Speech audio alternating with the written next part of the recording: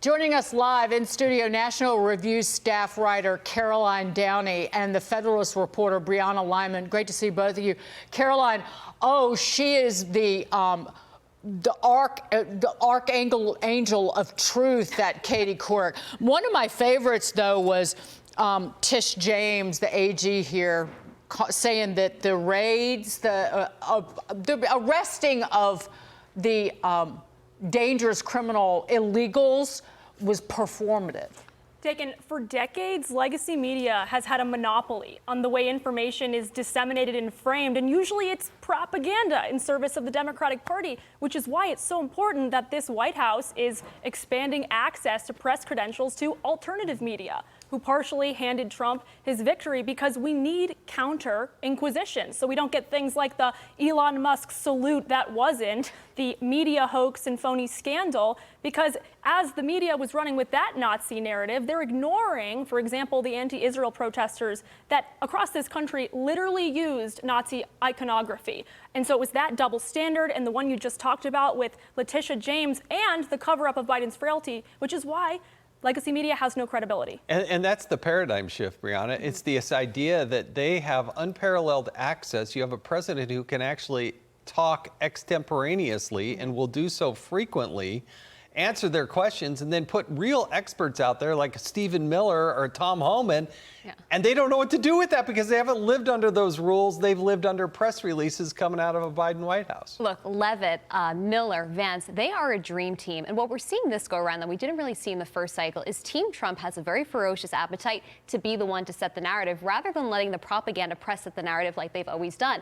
And they do that because they understand that people like Margaret Brennan, she's not a journalist. She is a shill for the Democratic Party, a propagandist masquerading. And that's why that clip you played of "I don't really care, Margaret" was so impactful. For so long, Americans looked at Margaret Brennan and the like as journalists. Like, we owed them an explanation. Now we see them for what they are. We don't owe them any explanation to justify basic principles like sovereignty. The burden is now on them, and they understand that. I just love that so much. Two parties, two completely different priorities. Laken Riley's family was at the White House today for the signing of the Laken Riley Act. And just 3 minutes before her mother stepped up to the microphone, Democrats took their own mic over on Capitol Hill to complain about President Trump and his attempt to slash wasteful government spending. Watch this. We also want to thank President Trump for the promises he made to us. He said he would secure our borders and that he would never forget about Laken. And he hasn't. He's a man of his word. We trust that he will fight for the American people. Those executive orders are still in effect. That's the danger, and they're still trying to do this. They're just feeling the heat, and they're trying to, throw out like a bullfighter a red cape. We're not falling for it. Caroline, what do you think? I mean, the Democrats just, when they expose who they really are, what they really care about, they're just totally tone deaf. This is why people say, however much you hate legacy media, it's not enough.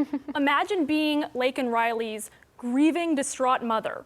She's finally getting some justice for her daughter's murder by an illegal alien. And some stupid reporter chimes in about a federal grant freeze. This, in a nutshell, is why legacy media were the biggest losers in this election. They still haven't figured out that border security was the prevailing issue, and they still haven't learned. I still think the Democrats are bigger losers than even the media. And just watching Chuck Schumer talking about danger, when the Democrats not only covered up for Joe Biden's cognitive decline, but they didn't shed one tear. They didn't talk about the danger to young women and mothers like Laken Riley and Rachel Morin and Jocelyn Nungry.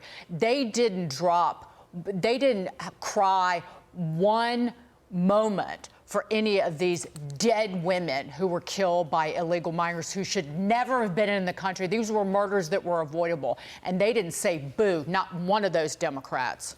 Absolutely. This is perfunctory politics from Democrats. You saw Republicans today standing shoulder to shoulder with Laken Riley's family, obviously trying to honor her legacy. And you see Democrats who wasted the day complaining about Donald Trump wanting to freeze wasteful spending. Wasteful spending, mind you, which goes to NGOs, which actually fuel the illegal immigration crisis that Donald Trump and Republicans are trying to squash. And Democrats can pretend they are making a fuss because they care about the American people. If they cared about the American people, they would implement the November 5th mandate. They would close our borders. They would empower southern states to retain their sovereignty, and they'd be working with Laken Riley's family to make sure nothing can ever happen again to another family like that. Yeah, I don't think they've ever taken the time to understand Donald Trump or the American people. Yep. And that's why there's such a sea change that's happening across this country. And they are oblivious to what is going on. They still don't know why they lost. And No, they they still don't. don't give a flying damn about anything that happened to the American people the No. last 5 years. Caroline Downey and Brianna Lyman, thank you so much for joining us on The Bottom Line. Really do